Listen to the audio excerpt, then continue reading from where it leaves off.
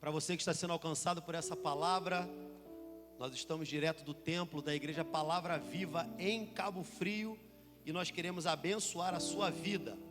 A leitura de hoje se encontra no Evangelho de Marcos, capítulo 2, a partir do versículo 9, que diz assim: O que é mais fácil dizer ao paralítico: os seus pecados estão perdoados?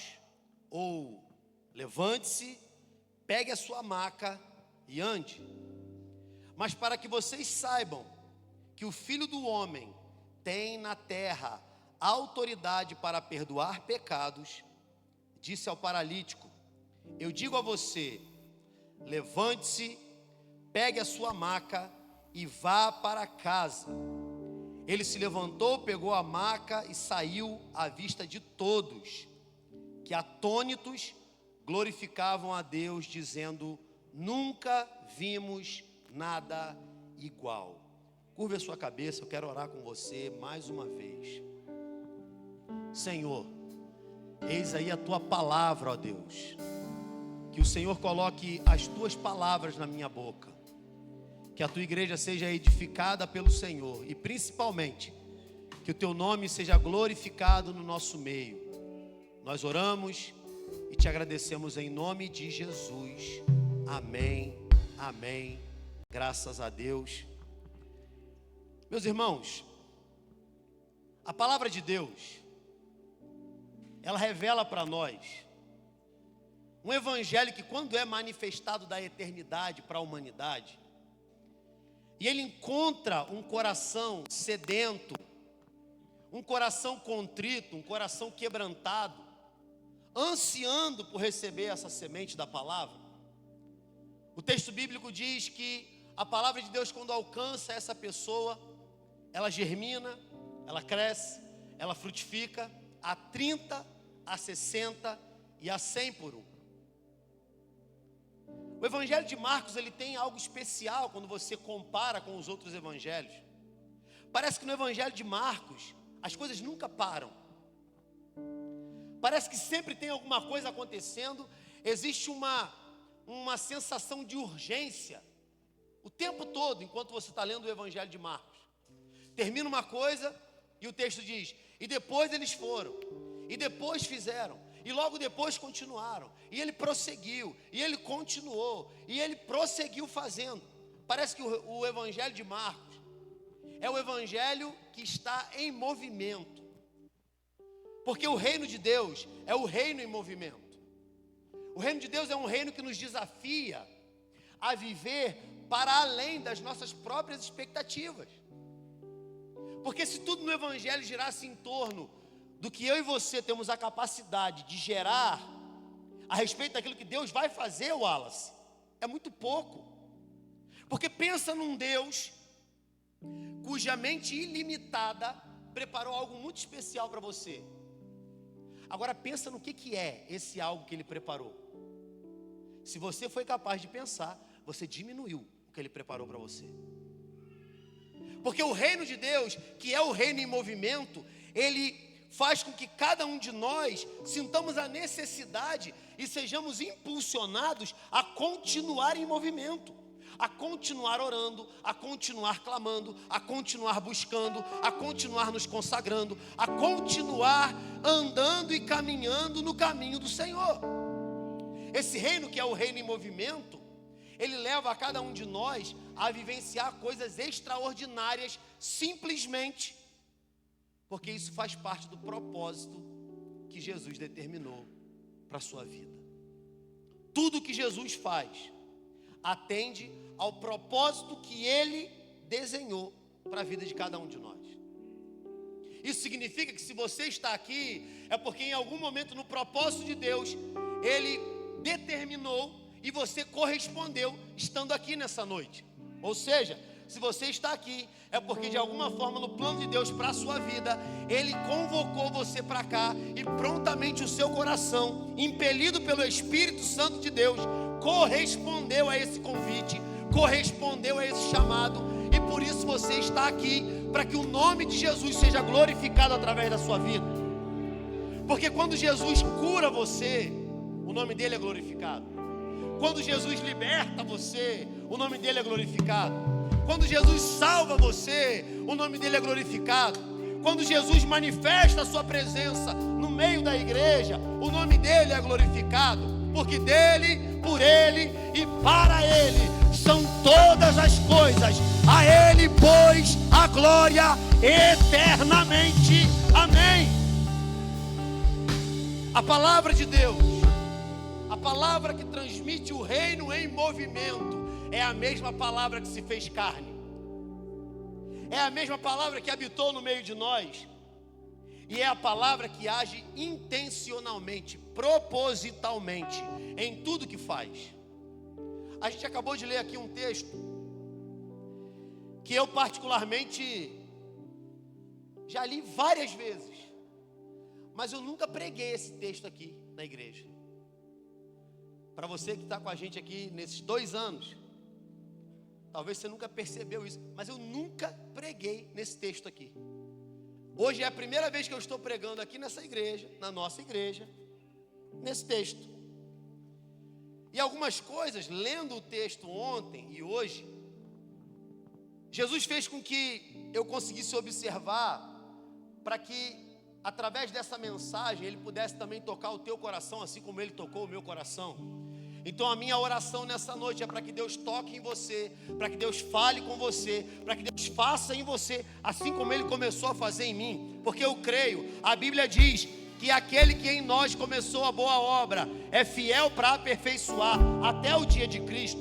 Isso significa que quanto mais na palavra você mergulha e se torna participante do que Deus está fazendo, você vai também se tornando alguém que Deus está moldando, de acordo com aquilo que Ele vai preparar, de acordo com aquilo que Ele vai transformar, para que você também seja um colaborador, seja um participante, para que essa obra também alcance o coração de outras pessoas. Ei, olhe para mim aqui.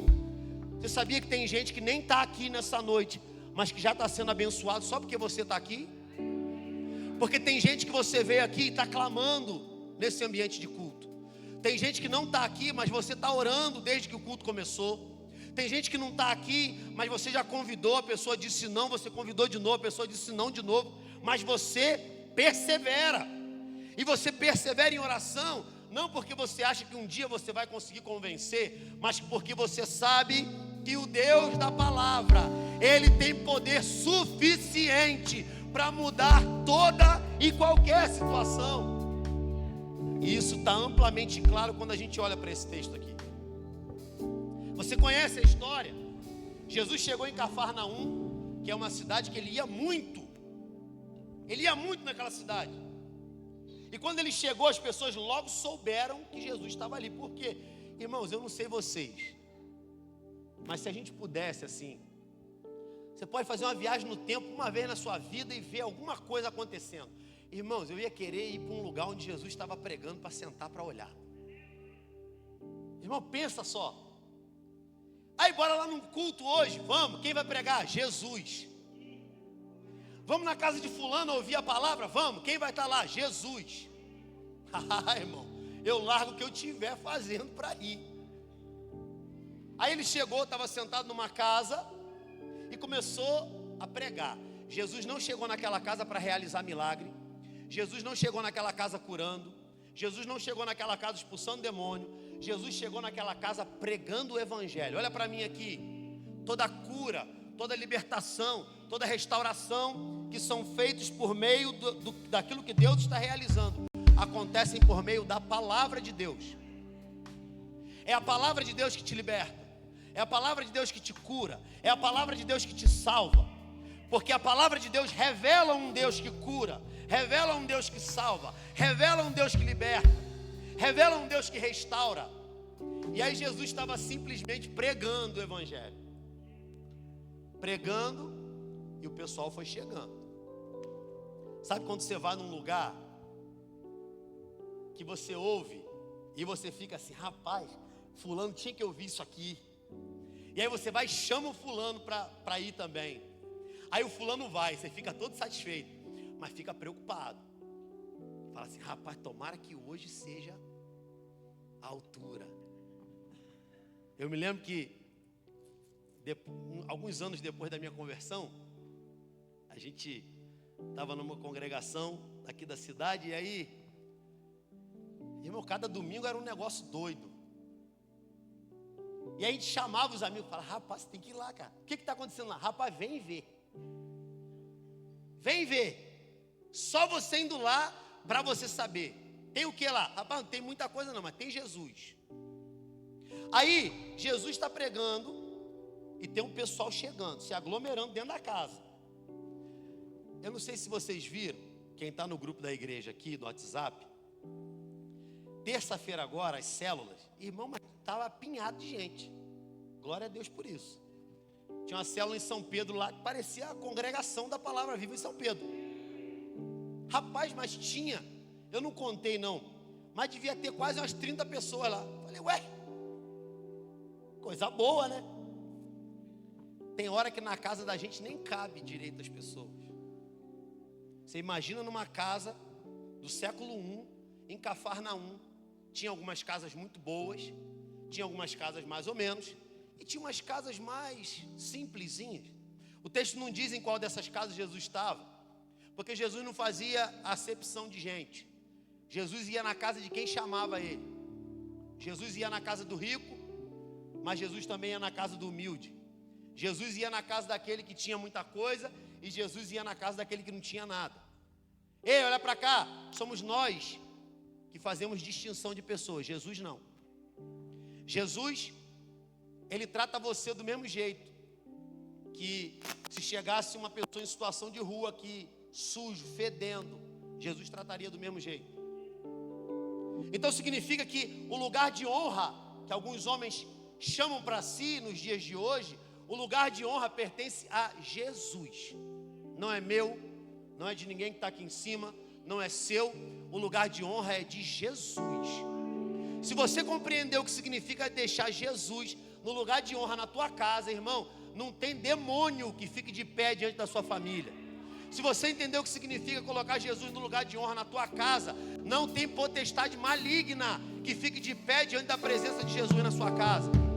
Não tem nada que você faça colocando Jesus no lugar de honra que não vá prosperar. Jesus estava num lugar de honra aqui, um lugar onde todo mundo podia ver. Porque o lugar de honra não é o lugar mais confortável, não. O lugar de honra é o lugar onde todo mundo pode ver. Quando alguém olha para a tua casa, todo mundo que olha para a tua casa vê Jesus? Se não, ele não está no lugar de honra. Quando alguém olha para a sua casa, e eu não estou dizendo só fisicamente olhando, mas quando alguém pensa na sua casa, quando alguém conhece a tua casa, quando alguém convive com você, aquilo que eles mais veem é o que está ocupando o lugar de honra na tua casa. Eu nem ia pregar sobre isso, mas Jesus vai falando e eu vou indo. Se a gente colocar Jesus no lugar de honra e todo mundo olhar para nós, e olhar para nossa casa, e conseguir enxergar que Ele está no lugar de honra, irmão, não tem nada na terra que faça você parar, que vai arrastar você para longe da presença dEle. Porque quando Ele está no lugar de honra na tua casa, até quem não foi convidado vai ser abençoado. Deixa eu repetir aqui para você entender. Quando Ele está no lugar de honra, até quem deseja o teu mal passa a ser abençoado. Que isso, pastor? Pastor, mas que doideira é essa? Mas está desejando o meu mal. Mas a sua luta, ei, não é contra a carne, não é contra o sangue. A sua luta é contra principados e potestades nas regiões celestiais, contra as hostes espirituais do mal. Significa que até quem você não quer que seja abençoado, quando Jesus está no lugar de honra na sua casa, também recebe a bênção por causa de você. É por causa de você, porque você entendeu o que significa botar Jesus no lugar de honra. Aí a gente lê o texto, Jesus está pregando. Tinha um monte de gente que talvez o dono da casa tinha convidado. O texto não menciona ninguém. O texto menciona o penetra. Já parou para pensar nisso? O texto, Jean, menciona o penetra. O texto menciona o que não foi convidado. E é aqui, meus irmãos, que o reino de Deus mostra para a gente que a lógica do céu inverte os nossos paradigmas religiosos. Que a lógica do céu quebra todas as nossas estruturas e caixinhas que a gente tenta colocar Deus dentro. Todo mundo que foi convidado, ninguém foi citado. Quer dizer que eles não foram abençoados? Foram. Mas aqui Jesus está mostrando que quando você é capaz de colocar num lugar de honra na sua casa, até gente que você não espera que seja abençoada, é também alcançado por aquilo que Jesus está fazendo. Aí você já conhece. 4 pessoas levavam um cara numa maca. Você já deve ter ouvido pregação sobre isso. Olha como os amigos dele eram. Tem amigos que te levem para perto de Jesus. Não sei se você já ouviu mais de 20 vezes. Não é sobre isso que eu vou pregar, não. Esses caras, eles foram capazes de fazer, irmão, eu não sei se eu tenho um amigo que eu faria isso, não. Rafael Macedo já ficou com carinha triste ali. Pastor Adilson também. Te levaria, amigo. Pronto, agora matei Rafael, né? Acabei com o Rafael. Acabei. Mas aqui, Rafael, não dá para competir, não. O cara me levou para Jesus, cara. O cara me levou para Jesus, não dá, não. Irmãos, eles levaram, diz o texto, Jesus estava lá sentado pregando. De repente, eles abrem o telhado e desce a maca com o cara amarrado. Imagina a mão de obra para descer uma maca com um homem deitado na maca por um buraco no telhado. O fato é, isso foi tão absurdo, isso foi tão bizarro, irmão, que Jesus parou o que estava fazendo. Você imagina, estou aqui pregando agora, irmão, eu não sou nem a rapa da unha de Jesus, mas imagina, estou pregando aqui agora, de repente escuto um barulho aqui, alguém tira o forro aqui e desce uma pessoa. Aconteceu isso lá com Jesus. Aí eles descem, Jesus olha para o cara. Ele estava querendo o quê, irmão? Se o cara está paralítico, quer o quê? Ele olha para o cara e fala assim: seus pecados estão perdoados. E continua pregando. O cara levantou, o cara foi curado.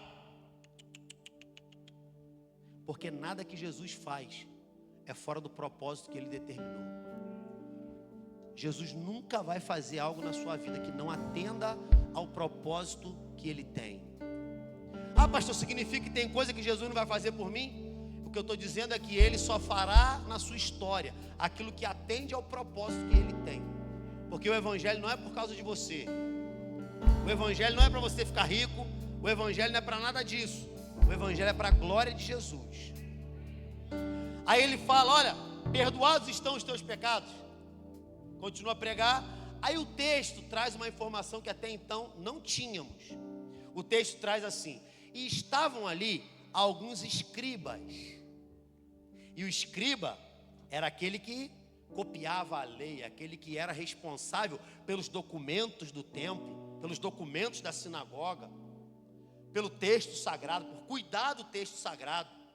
Eles estavam ali e eles começaram a pensar e a cochichar entre eles ali: ué, que blasfêmia braba é essa aí? Que heresia tosca é essa daí que esse cara está falando? Só Deus pode perdoar? Como assim? Ele olha para o cara e diz: perdoados estão os teus pecados.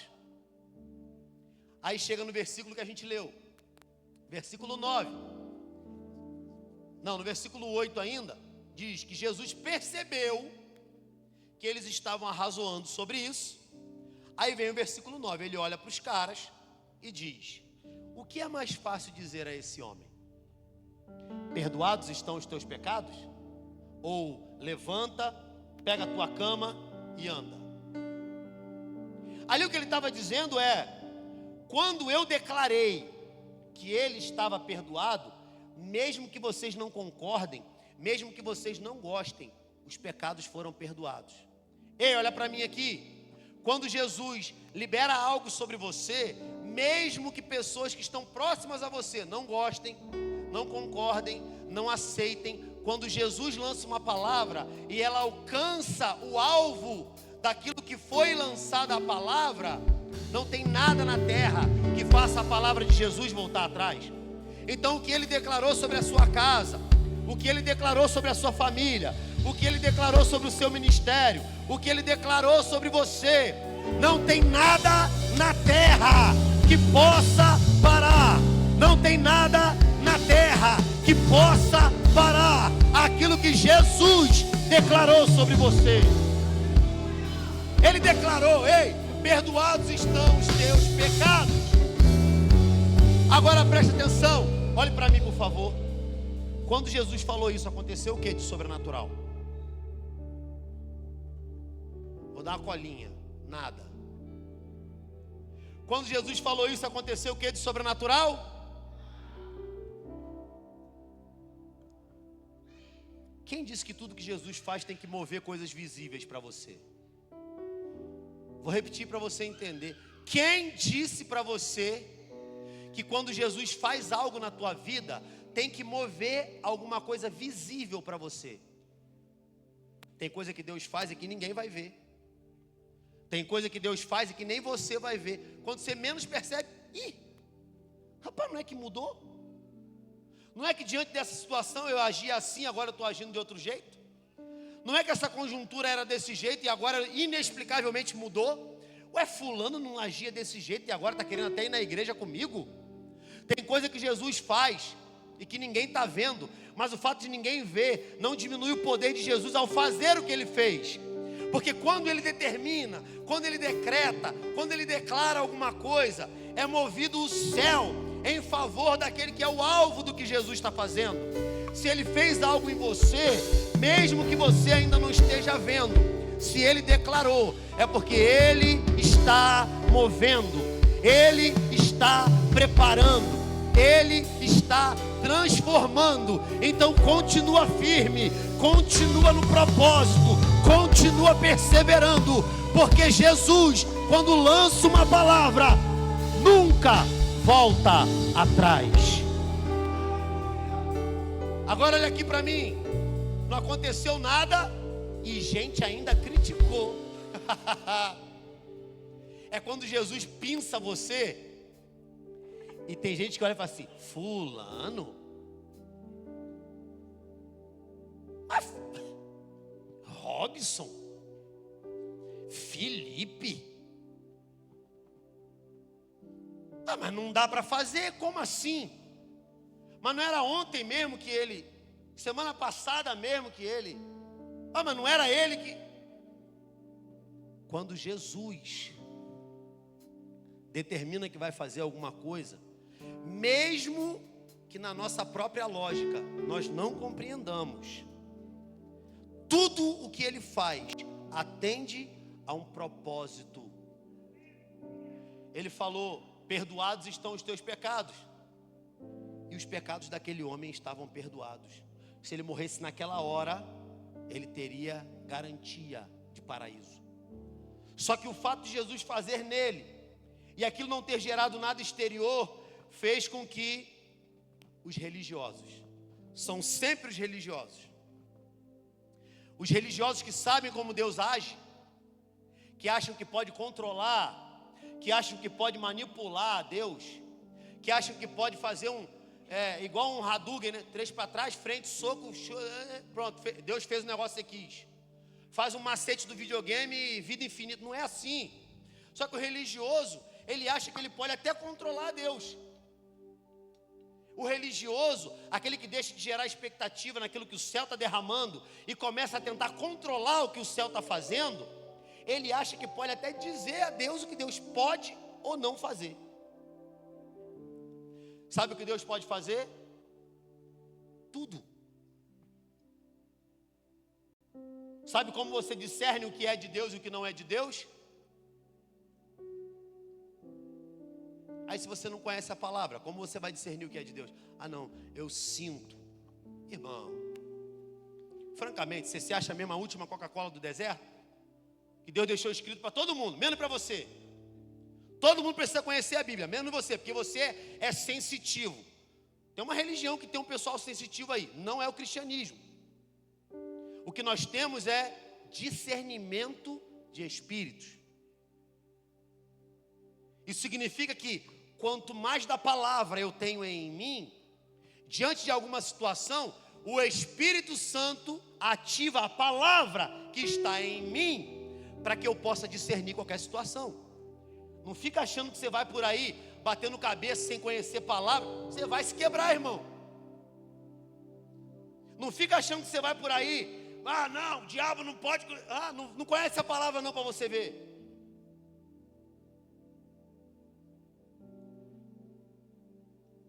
Aí os escribas ficaram assim: que heresia doida é essa?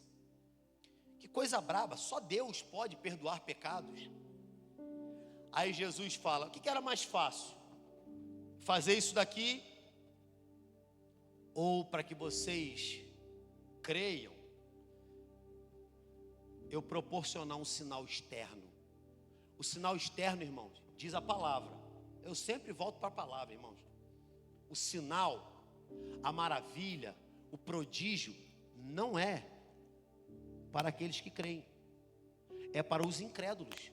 Paulo falou isso, porque os sinais miraculosos são para os incrédulos. Para você entender, eu não estou dizendo que você tem que ser incrédulo para Deus fazer na tua vida, não. Eu estou falando que você e eu cremos mesmo que nada aconteça. Eu estou dizendo que aquele que já foi alcançado pelo Espírito de Deus crê mesmo sem você ver, porque bem-aventurado é quem creu sem ver, porque nós cremos para ver e não vemos para crer. Então, o que Jesus fez, em primeiro lugar, quem era discípulo já estava satisfeito, já sabia que a obra já estava completa, já sabia que tudo de mais importante para aquele homem já tinha sido feito. Aí os religiosos, que estavam criticando, achando que Jesus não tinha poder para curar, achando que Jesus não tinha poder para perdoar, ele fala assim: então tá bom, levanta, pega a tua cama e anda. Simples assim, irmão.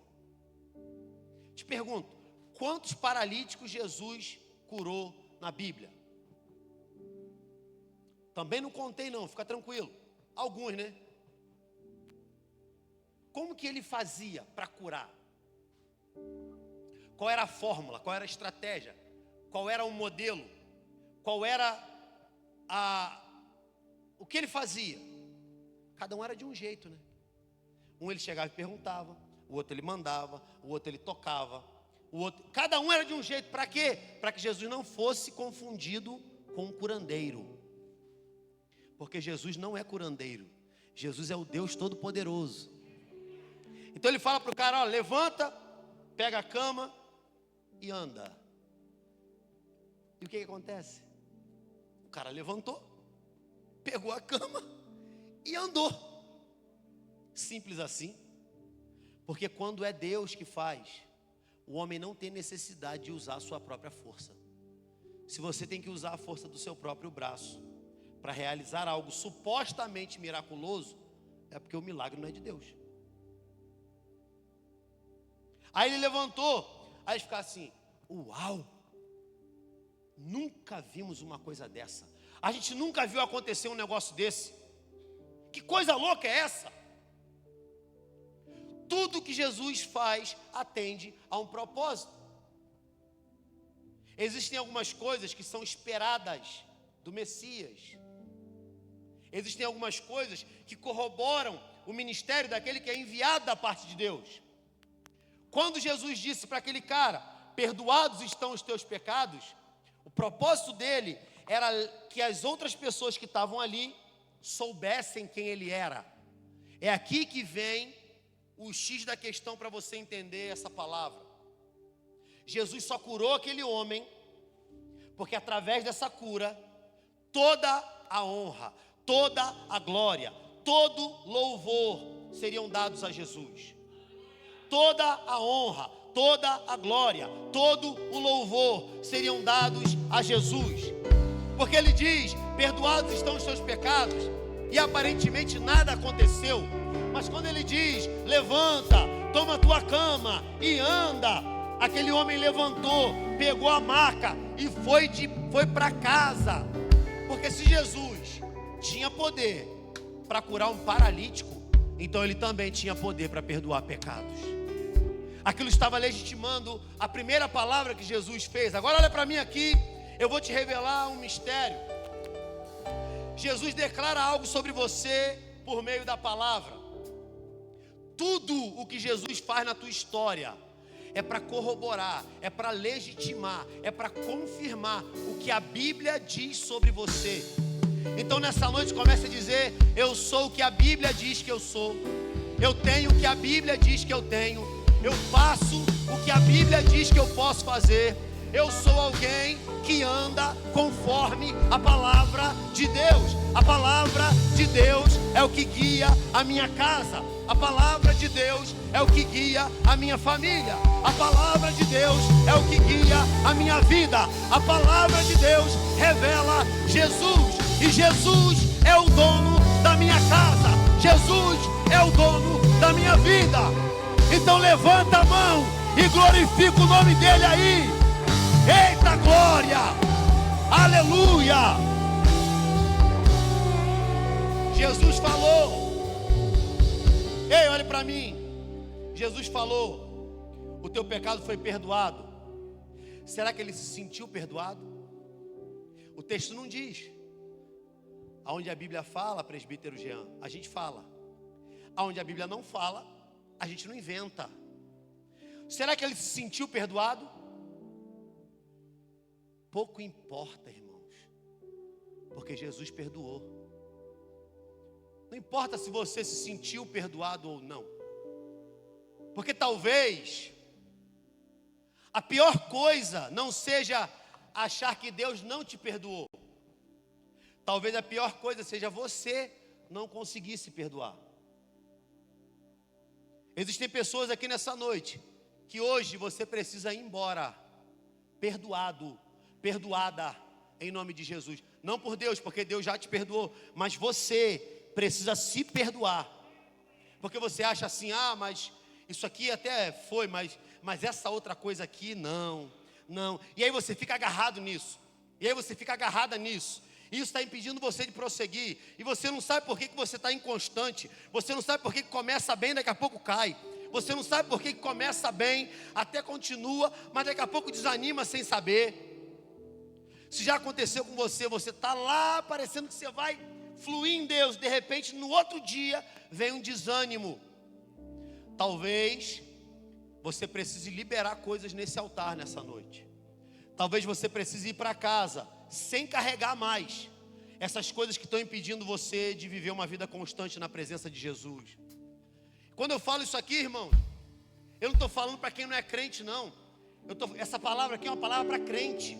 É uma palavra para quem sabe o que Jesus faz. É uma palavra para quem sabe quem Jesus é. É uma palavra quando Jesus diz: você está perdoado. Não precisa que nada exteriormente se mova. Não precisa que a conjuntura à sua volta mude. Não precisa que nada se transforme. Porque primeiro a palavra começa a transformar dentro de você. A palavra começa a transformar a partir de você. E a partir de você todo o ambiente muda. Toda a geografia muda. Toda a atmosfera muda. E você começa a ser tocado por aquilo que Jesus está fazendo dentro de você. Não é mais vir à igreja para ver o ambiente da manifestação.